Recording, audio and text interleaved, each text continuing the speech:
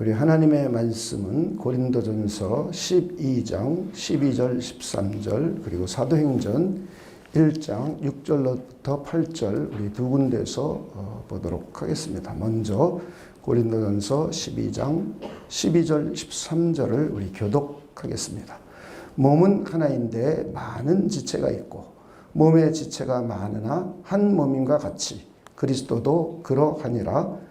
우리가 유대인이나 헬라인이나 종이나 자유인이나 다 한 성령으로 세례를 받아 한 몸이 되었고 또 다 한 성령을 마시게 하셨느니라. 아멘. 우리 사도행전 1장 6절로부터 8절입니다. 그들이 모였을 때에 예수께 여쭈어 이르되 주께서 이스라엘 나라를 회복하심이 이때니까 하니 이르시되 때와 시기는 아버지께서 자기의 권한에 두셨으니 너희가 알 바 아니요. 우리 8절을 함께 읽겠습니다. 시작. 오직 성령이 너희에게 임하시면 너희가 권능을 받고 예루살렘과 온 유대와 사마리아와 땅 끝까지 이르러 내 증인이 되리라 하시니라. 아멘. 교회는 이 땅에 존재하는 하나님의 유일한 신적인 기관입니다. 여러분 그렇게 믿으십니까? 신적인 기관인 교회는 통일성, 그리고 거룩성, 보편성의 세 가지 속성을 가지고 있습니다. 우리는 지난주까지 교회의 통일성과 거룩성에 대해서 살펴보았습니다. 오늘은 교회의 보편성에 대해서 생각해 보겠습니다. 오늘 우리가 읽은 고린도전서의 본문은 몸과 몸의 많은 지체를 비유해서 예수 그리스도와 교회와의 관계를 설명해 주고 있습니다. 여러 개의 다양한 지체가 유기적으로 연합하여 하나의 몸을 이루는 것처럼 다양한 사람들이 모여서 예수 그리스도와 유기적으로 연합하여 하나의 통일된 교회 공동체를 이루게 되는 것입니다. 우리는 여기서 교회의 통일성과 다양성을 생각해 볼 수 있습니다. 그리고 사도행전의 본문은 예수님의 제자들이 이스라엘 나라의 회복에 대해서 질문을 합니다. 그런데 예수님께서는 동문서답, 우문현답을 하십니다. 때와 기한은 하나님 아버지께 있으니 너희들은 상관없는 일이라고 하십니다. 그리고 주님께서 말씀하시는 하나님의 나라는 이스라엘 민족이 아니라 성령에 의해서 이루어지는 영적인 나라입니다. 그래서 성령이 임하면 권능을 받고 예루살렘부터 시작하여 유다와 사마리아와 땅끝까지 이르러 예수 그리스도의 증인이 될 것이라고 하십니다. 제자들이 예수님께 사명을 받은 것입니다. 그 이후 120명의 교회 공동체의 구성원들이 한 마음과 한 뜻이 되어서 합심하여 기도합니다. 그리고는 가롯 유다를 대신할 일꾼으로 마띠아를 선출합니다. 드디어 오순절날 성령께서 교회 공동체에 임하셨습니다. 급하고 강한 바람 같은 소리와 불의 혀같이 갈라지는 것이 각 사람 위에 임하였습니다. 그리고는 방언으로 말하기 시작했습니다. 그러자 난리가 났습니다. 한쪽 편에서는 술 취한 사람들 같다고 했습니다. 그리고 다른 한편에서는 하나님의 크신 일이 나타났다고 합니다. 이때 사도 베드로가 성령이 충만하여 구약의 요엘서를 본문으로 최초의 설교를 합니다. 말세가 이르면 모든 육체에 성령을 부어주실 것이다. 그렇게 되면 젊은이들이 환상을 보며 늙은이들이 꿈을 꾸게 될 것이다 라고 합니다. 그리고 마지막 때가 되면 우주의 대지각 변동이 나타날 것이다. 그러면서 누구든지 주의 이름을 부르는 자는 구원을 얻게 될 것이라고 합니다. 우리 한번 사도행전 2장 21절을 우리 한번 읽어보겠습니다. 사도행전 2장 21절입니다. 한번 함께 읽겠습니다. 시작. 누구든지 주의 이름을 부르는 자는 구원을 받으리라 하였느니라. 최초의 설교는 성령이 임하고 지각 변동이 일어나고 환상을 보고 꿈을 꾸고 이러는 것도 중요하지만 이것보다 훨씬 더 중요한 것이 누구든지 주의 이름을 부르면 구원을 얻게 되는 새로운 시대가 개막되었음을 선언합니다. 지금까지는 아브라함의 육신의 후손인 이스라엘만 구원받았습니다. 구약시대에는 유대인만 구원받은 하나님의 백성이었습니다. 특별하게 유대인으로만 이루어진 공동체입니다. 간혹 이방인 가운데 구약교회 구성원이 되기 위해서 할례를 받고 유대교회에 입교해야만 가능했습니다. 원칙적으로는 이방인에게는 불가능한 것이었습니다. 그러나 이제부터 신약시대에는 누구든지 예수 그리스도를 믿으면 구원을 얻게 됩니다. 신약교회 구성원은 누구나 될 수 있는 것입니다. 누구든지 예수 그리스도를 믿고 고백하면 신약교회 구성원이 되는 겁니다. 이것을 교회의 보편성이라고 합니다. 이제부터 신약교회는 구약교회와 다르게 다양한 사람들로 구성되었습니다. 오늘 우리가 읽었던 고린도전서 12장 13절을 다시 한번 읽어보겠습니다. 우리 함께 한번 읽어보겠습니다. 시작. 우리가 유대인이나 헬라인이나 종이나 자유인이나 다 한 성령으로 세례를 받아 한 몸이 되었고 또 다 한 성령을 마시게 하셨느니라. 이 고린도 교회를 이제 설명해 주는 겁니다. 예수 그리스도를 머리로 하고 몸인 지역교회에 멤버들을 보니까 유대인도 있고 헬라인도 있습니다. 헬라인은 이방인을 우리 대표하고 지식인을 대표한다고 볼 수 있습니다. 신분적으로 종도 있습니다. 자유인도 있습니다. 이 모든 사람을 한 성령께서 세례를 주시고 그리스도의 몸으로 만들어 주셨습니다. 이렇게 사도교회는 이렇게 고린도 전서에도 보면 교회 공동체는 이렇게 다양한 사람들, 많은 사람들이 교회 회원이 됩니다. 그리고 우리가 사도행전은 초대교회의 역사입니다. 오순절날 성령이 충만한 베드로가 그리스도 안에서 이루어진 구원의 복음, 곧 진리의 말씀을 선포했습니다. 예수 그리스도의 3년의 공생애와 그리스도의 십자가에 죽고 부활하심을 선포했습니다. 하나님께서 나사렛 예수를 우리의 주가 되고 그리스도가 되게 하셨다고 선포했습니다. 그날 복음을 듣고 3,000명이 회심하고 3,120명의 예루살렘 교회 공동체가 시작되었습니다. 이때 처음에는 유대인으로만 구성된 공동체였습니다. 그 후 예루살렘으로부터 시작하여 온 유대와 사마리아와 안디옥을 거쳐서 로마 제국 전체로 그리스도의 복음이 선포되었습니다. 그리고 지역 교회들이 곳곳에 설립되었습니다. 유대인을 넘어서 온 열방으로 그리스도의 복음이 전해지고 점진적으로 보편적인 교회 공동체가 형성되었습니다. 사도행전은 예루살렘으로부터 시작하여 이방 세계인 로마 제국 전체에 그리스도의 복음이 증거되고 모든 열방에 보편적인 교회 공동체가 세워지는 초대교회의 역사입니다. 그래서 우리는 사도행전을 통하여 신약교회의 보편성에 대해서 생각해 볼 수 있습니다. 유대인을 넘어서 온 열방으로 복음이 선포되고 보편적인 지역교회가 설립된 것입니다. 오늘은 우리는 교회의 보편성에 대해서 우리 살펴보려고 합니다. 교회의 보편성은 누구든지 교회 회원이 될 수 있는 겁니다. 우리가 교회가 보편적이다, 교회의 속성이 보편성을 가지고 있다라고 했을 때 첫 번째는 누구든지 교회 회원이 될 수 있는 겁니다. 그래서 우리는 보편성을 교회가 띄었다라고 합니다. 구약교회는 유대인 외에는 교회 구성원이 될 수 없었습니다.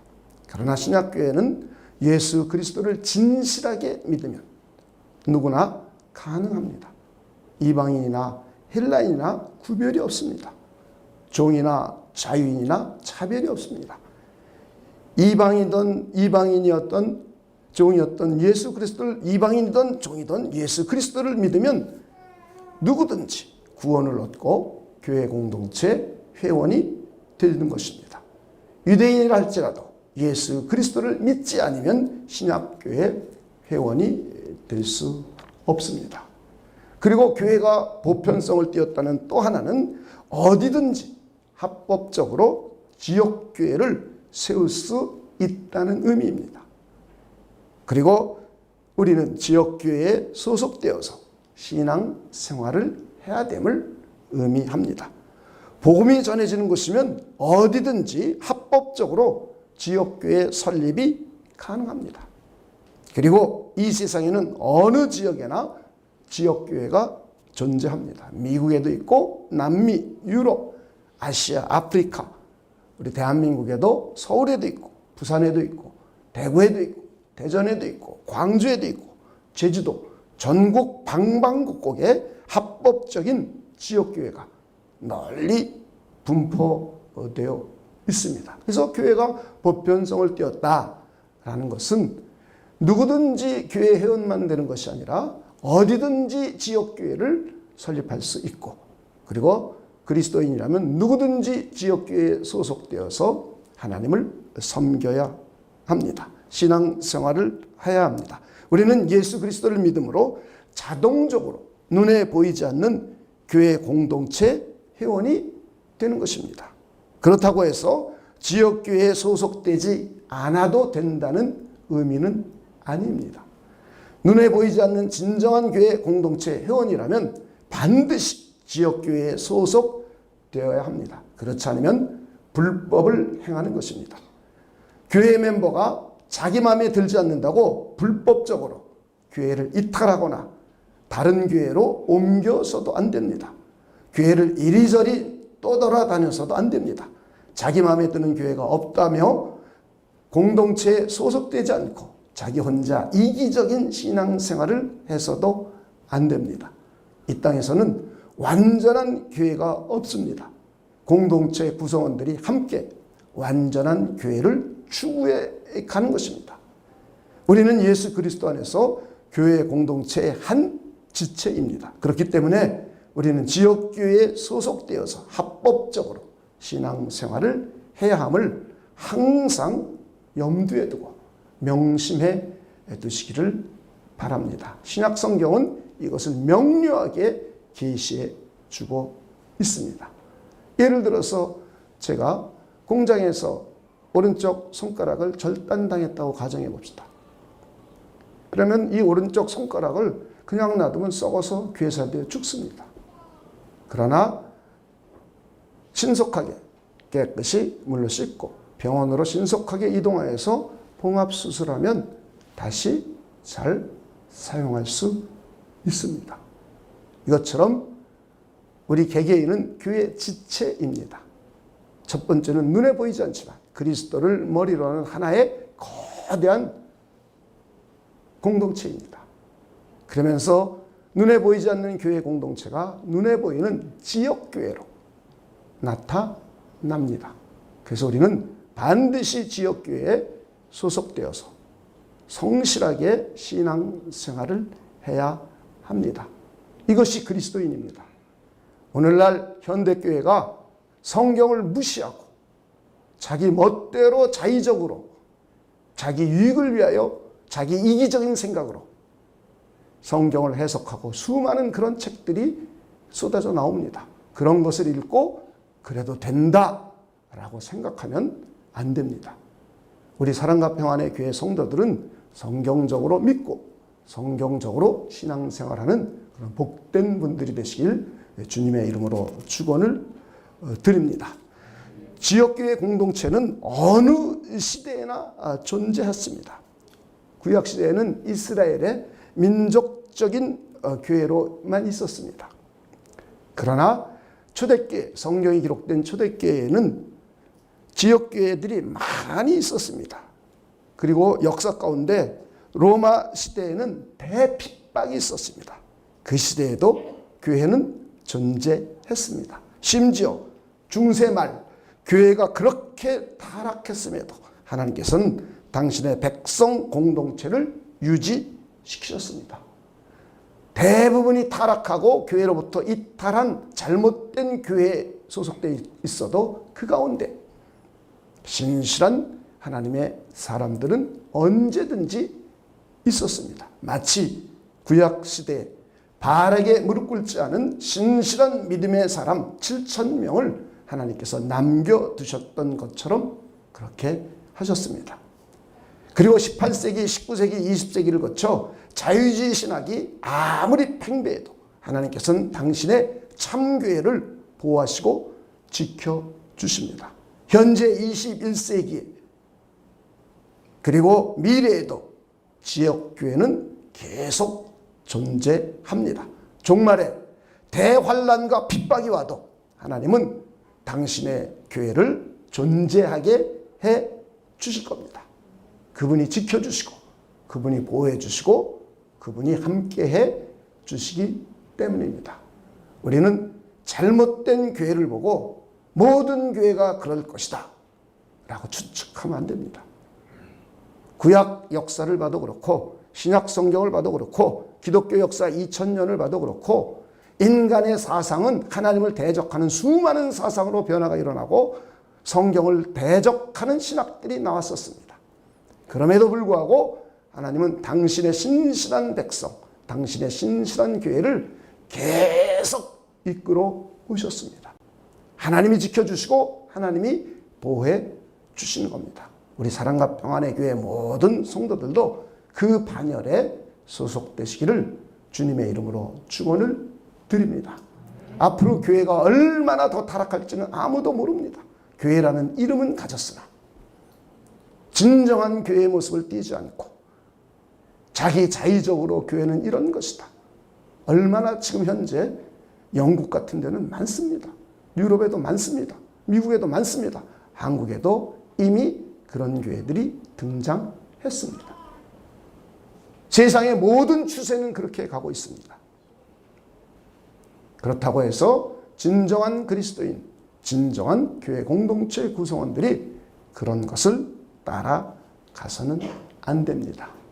이렇게 보편교회는 어느 시대에든지 존재하기 때문에 보편성을 띄었다라고 합니다. 다시 정리하면 교회의 보편성은 누구든지 교회 회원이 될 수 있기 때문에 교회는 보편적이다 라고 말하는 것입니다. 두 번째는 어느 지역에서든지 지역교회가 합법적으로 세워질 수 있기 때문에 교회는 보편적이다 말을 하는 겁니다. 그리고 어느 시대에든지 교회는 존재하기 때문에 교회는 보편적이다 말하는 겁니다. 누구든지 어디든지 언제든지 그리스도의 몸된 교회 공동체는 존재하기 때문에 교회는 보편성을 띄었다라고 말을 하는 것이고 이것이 교회의 속성입니다. 그래서 우리는 이런 교회를 실현해 가야 됩니다.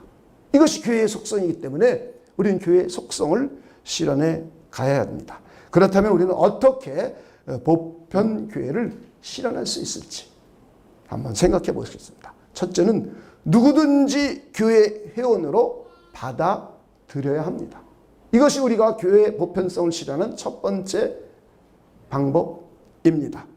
예수 그리스도를 진짜로 믿는다면 신분 고하를 막론하고 누구든지 교회 공동체의 구성원으로 받아들여야 합니다.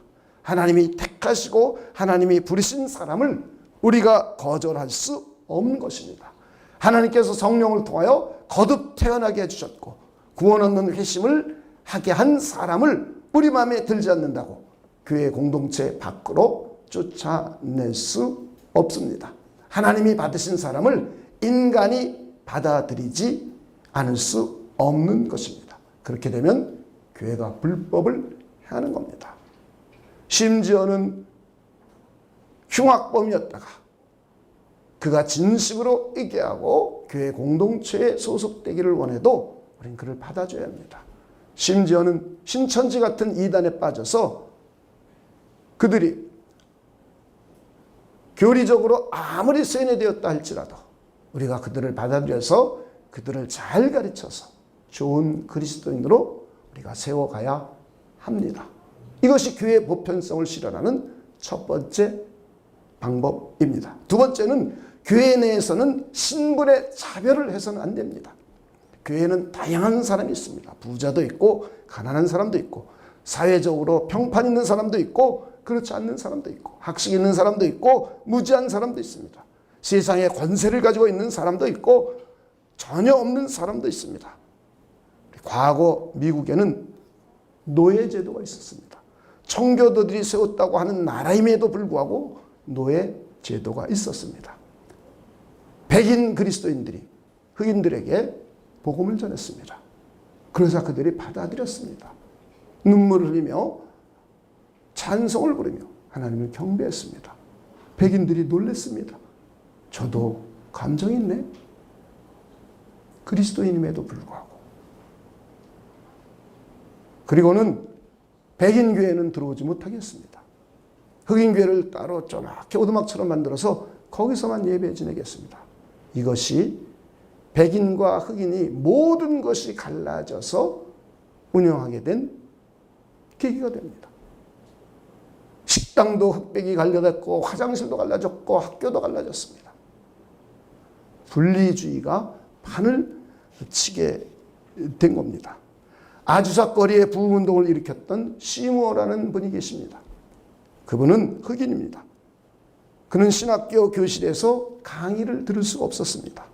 그래서 교수의 허락을 받고 교회 바깥에서 창문을 열고 강의를 들었습니다. 청강했습니다. 하나님이 그런 사람을 사용하여서 LA의 아주사 스트릿에 대부흥을 일으키셨습니다. 이것은 불과 120년 전 이야기입니다. 그리고 백인 집사가 흑인 집사를 자신의 노예라고 무자비하게 구타하고 학대했습니다. 미국의 남북 전쟁을 한번 생각해 봅시다. 미국의 모든 교회는 남과 북으로 갈라졌습니다. 교단들이 다 갈라졌습니다. 남장로교, 북장로교, 남침례교, 북침례교, 남감리교, 북감리교 전부 갈라졌습니다. 당시의 정치인들이 주장하는 주장을 따라서 교회와 신학자들이 서로 노예 해방이 성경적이고 신학적이다. 아니다. 노예제도가 더 성경적이고 신학적이다. 라고 했습니다. 바울 사도도 노예를 해방시키라고 하지 않았다는 것입니다. 그러면서 정치인들의 정치적 야욕에 교회 공동체가 서로 자기 편이 옳다고 하면서 성경적인 근거를 대며 놀아난 것입니다. 과연 어떤 것이 더 성경적인가요? 오늘날 한국교회도 유사합니다. 교회가 정치인들의 야욕에 놀아나서는 안 됩니다. 성경을 자기 식대로 해석하는 거짓 주장에 현혹돼서도 안 됩니다. 남아프리카 공화국은 그리스도인이 90%나 되는 나라였습니다. 그런데 흑백 분리주의가 세상에서 제일 심한 나라입니다. 교회의 교회됨을 상실한 겁니다. 우리 모두 조심합시다. 교회는 신분 고하를 막론하고 차별해서는 안 됩니다. 신분의 차별이 있어서는 안 됩니다. 세상은 차별을 둡니다. 돈 많은 재벌이 돈 없는 일반인을 무시합니다. 깡패를 동원해서 자기 아이들을 모함 줬다고 해서 구타하고 때리면서 돈 몇 천만 원 주면서 던져줍니다. 이것은 사람을 얼마나 무시하는 행태입니까? 명문대학 동창회는 학부를 그 학교를 졸업하지 않고 대학원만 졸업한 사람을 동창회 명부에서 제외하자고까지 합니다. 평수가 넓은 브랜드 있는 아파트에 사는 부모들은 빌라에 옹기종기 모여 사는 아이들과 놀지 말라고 합니다. 그러나 교회는 그렇게 해서는 안 됩니다. 오히려 연약한 사람을 돌봐주고 섬겨주어야 합니다. 이것이 교회의 보편성을 실현해 가는 것입니다. 그러므로 하나님의 사랑과 하나님의 영광의 빛을 드러내는 것입니다. 이때 사람들은 교회를 보고 하나님을 알게 됩니다. 우리 모두 이런 것들을 잘 유념하시기를 주님의 이름으로 부탁을 드립니다. 그렇다고 해서 직분, 신분의 차별과 그리고 어른과 아이들 혹은 직분 이런 건 구별을 해야 됩니다. 신분에 차별이 없다고 해서 연세 드신 분, 나이 어린 사람 이런 구별이 없어서는 안 됩니다. 우린 다 믿음의 형제 자매라고 해서 어린 사람이 어른을 무시하거나 어른을 공대하지 않는 것은 교회 공동체에서 그런 일이 발생해서는 안 됩니다. 나이 어린 사람은 어른을 공대하고 어른들은 나이 어리다 하더라도 막대하는 것이 아니라 인격적으로 존중해주고 그도 그리스도의 몸의 지체이기 때문에 존중해 주는 것. 우리는 이런 인격적인 관계를 맺어야 합니다. 그리고 교회에는 직분의 구별은 있습니다. 신분의 차별은 없으나 직분의 구별은 있습니다. 목사, 전도사, 장로, 안수집사, 권사, 서리집사, 세례교인과 같이 신급과 직분을 구별하고 있습니다. 그리고 선교회별로 임원진이 있습니다. 이것은 중세교회와 같이 계급이 아닙니다. 신분의 차별을 두어 직분이 높은 사람이 낮은 사람을 지배하는 계급 제도가 아닙니다. 교회의 사역과 질서를 위해서 맡은 바 직분을 구별하는 것입니다. 그래서 교회의 질서를 유지하여 직분자를 존중하고 잘 따라줘야 합니다. 그리고 직분이 자기보다 낮은 사람들을 종 부리듯이 함부로 해서는 안 됩니다. 다시 한번 정리하면 직분은 계급이 아니라 교회 사역을 하나님의 뜻대로 감당하고 교회의 질서를 유지하기 위하여 주어진 직분입니다. 우리 이런 것들을 차별은 없으나 구별은 있다는 것을 우리가 잘 유념해 주시길 바랍니다. 교회 공동체에도 임원진들이 있습니다. 그러면 임원진들을 잘 따라주고 그들을 협력해 줄 때 우리는 교회는 하나님의 뜻을 이룰 수 있고 질서 체계를 잘 유지할 수가 있습니다. 하나님도 성부, 성자, 성령 한 하나님이시고 본질이 같고 그리고 동질의 성격을 갖고 있어도 성부, 성자, 성령께서는 사역이라든지 존재하시는 데 있어서 질서 체계를 가지셨습니다. 그래서 1위, 2위, 3위라고 합니다. 이렇게 하나님을 따라서 교회 공동체도 그렇게 이루어지는 겁니다. 여러분들이 이런 것들을 잘 이해해 주시기 바랍니다. 그리고 세 번째는 교회 내에서 끼리끼리 모여서는 안 됩니다. 세상에서는 유상종끼리 모이는 것을 편안해하고 좋아합니다. 동창회, 골프 모임, 각종 취미생활과 동아리가 그렇습니다. 미국의 플러 신학교의 맥가브릴이라는 교수를 중심으로 해서 교회 성장학을 연구하는 연구기관이 있습니다. 교회가 양적으로 크게 성장하는 교회는 공통적인 특징 한 가지가 있습니다. 같은 비슷한 사람들끼리 소그룹을 이루겠습니다. 같은 직업, 예를 들어서 의사는 의사들끼리 의사선교회를 만들어주고 또 골프 치는 사람들은 골프 치는 사람들끼리 만들어주고 여러 가지 비슷한 사람들끼리 모아준 교회들이 교회가 양적으로 성장한다는 것을 발견하고 그것을 발표했습니다. 그러자 한국교회의 많은 교회들이 이것을 배워서 이것을 교회에 접목시켰습니다. 물론 교회들은 양적으로 성장했습니다. 그런데 이것은 교회의 보편성을 훼손하는 겁니다.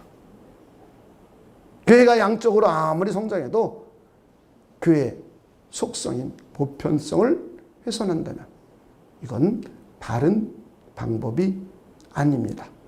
교회가 조금 천천히 성장해도 교회의 속성인 보편성을 추구해 가야 합니다.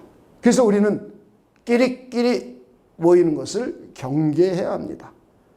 우리 모두는 성도들의 상호 교제함으로 교회의 보편성을 실천해 가야 합니다.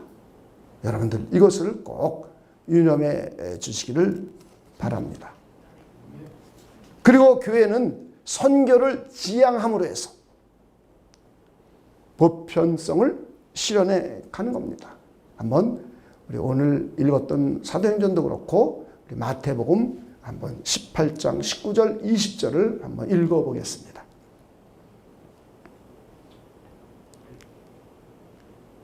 그러므로 너희는 가서, 그 다음에 뭐라고 써있죠? 모든 민족. 모든 민족이에요. 자기 식구, 한국 사람만, 유대인만이 아니에요. 모든 민족. 이미 주님께서는 당신의 공동체가 보편성을 띠게 될 것을 이미 대명령을 통하여 보여주셨습니다. 모든 민족을 제자로 삼아 아버지와 아들과 성령의 이름으로 세례를 베풀고 내가 너희에게 분부한 모든 것을 가르쳐 지키게 하라. 볼지어다 내가 세상 끝날까지 너희와 항상 함께 있으리라. 교회는 예수님께서 가르치신 것을 배우고 실천하는 곳이에요. 무슨 뭐 돈 버는 이론, 정치 이론, 경제 이론 이런 거 가르치는 곳이 교회가 아니에요. 그건 타락한 교회예요. 세속적인 교회. 교회는 예수께서 가르치신 내용, 구약 성경을 해석해서 신약에 다시 해석해 준 것. 그리고 사도들에게 가르쳐 준 것을 사도들이 정리한 내용. 신구약 성경을 그대로 더하거나 빼거나 하지 않고 그대로 가르치는 것이 교회예요. 설교도 이걸 하는 게 설교예요. 세상에서 돈 버는 방법 교회에서 가르쳐 주는 거 아니에요. 무슨 목사가 돈을 벌 줄 알아요? 목사가 돈을 벌 줄 알면 그건 목사가 이미 아니죠. 그렇죠? 목사는 이중직을 못하게 돼 있어요. 근데 어떻게 목사가 돈을 벌 줄 알아요? 돈 잘 벌려고 목사한테 물으러 오지 마세요. 몰라요, 몰라. 아는 척하면 다 거짓말이에요. 네, 거짓말이에요. 어떻게 목사가 돈을 벌어요? 벌어본 적도 없는데. 그러니까 교회가 자꾸 세속화되는 거예요. 우리 주님이 가르쳐 주신 대로 가르치는 거예요. 그리고 그걸 실행하게 하는 거예요. 이게 교회예요. 이게 그리스도인이에요. 그리스도인은 예수님께서 말하고 행동한 대로 배우고 가르치고 그리고 말하고 행동한 대로 우리도 말하고 행하는 거예요. 할렐루야. 교회가 온 민족에게 그리스도의 복음을 전하고 가르침으로 해서 교회의 보편성을 실현해가는 겁니다. 사도행전에 보는 바와 같이 예루살렘으로부터 시작하여서 온 유다와 사마리아 그리고 로마 제국 전체에 그리스도의 복음이 전해지고 보편적인 지역 교회들이 세워졌습니다. 그러므로 교회의 보편화가 실현되는 겁니다. 그리고 교회의 보편화는 처음부터 이루어지는 것이 아닙니다. 점진적으로 이루어집니다. 오늘 사도행전 1장 8절의 본문처럼 오직 성령이 너희에게 임하시면 너희가 권능을 받고 예루살렘과 온 유대와 사마리아와 땅 끝까지 이르러 내 증인이 되리라 하시니라. 최초의 교회도 예루살렘으로부터 시작했습니다. 그리고 유대 인근 각지로 확산되었습니다. 예루살렘 교회는 전원이 유대인으로 구성되어 있었습니다. 그 후 이방인 고넬료가 회심을 했습니다. 그리고 이방인의 사도가 될 사도 바울이 회심을 했습니다. 그리고 나서 안디옥 교회부터 시작하여서 본격적으로 교회의 보편화가 시작되었습니다. 오늘날 교회 공동체도 처음에는 비슷한 사람끼리 모여서 시작됩니다. 그러다가 점진적으로 보편화가 이루어지는 겁니다. 이제 우리 사랑과 평안의 교회도 어엿 18년, 햇수로는 20년이에요. 됐어요.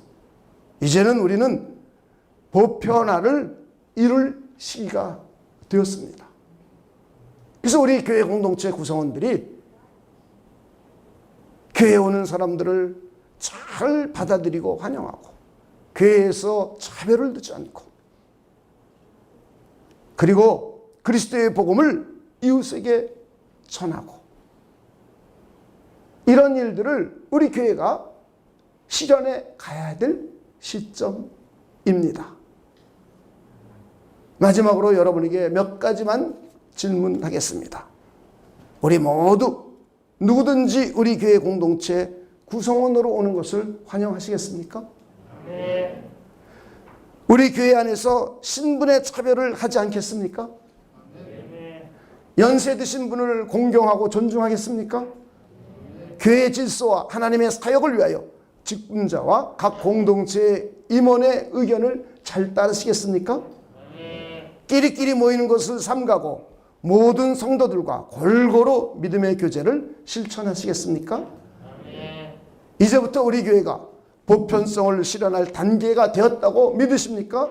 네. 마지막으로 전도와 선교의 사역을 실천하시겠습니까? 네. 기도하겠습니다. 하나님 감사합니다. 이제 오늘 우리는 교회의 보편성에 대해서 함께 생각해 보았습니다. 하나님의 성령께서 우리 마음을 움직여 주시고 우리 마음의 감동과 감화를 허락하여 주셔서 우리 모두 교회의 속성인 보편성을 실현해 나갈 수 있도록 하나님께서 역사하여 주시옵소서. 집으로 돌아가면서도 교회의 보편성에 대한 생각을 깊이 묵상하는 시간 되도록 하나님께서 역사하여 주시옵소서. 감사를 드리며 예수님의 이름으로 기도하옵나이다. 아멘.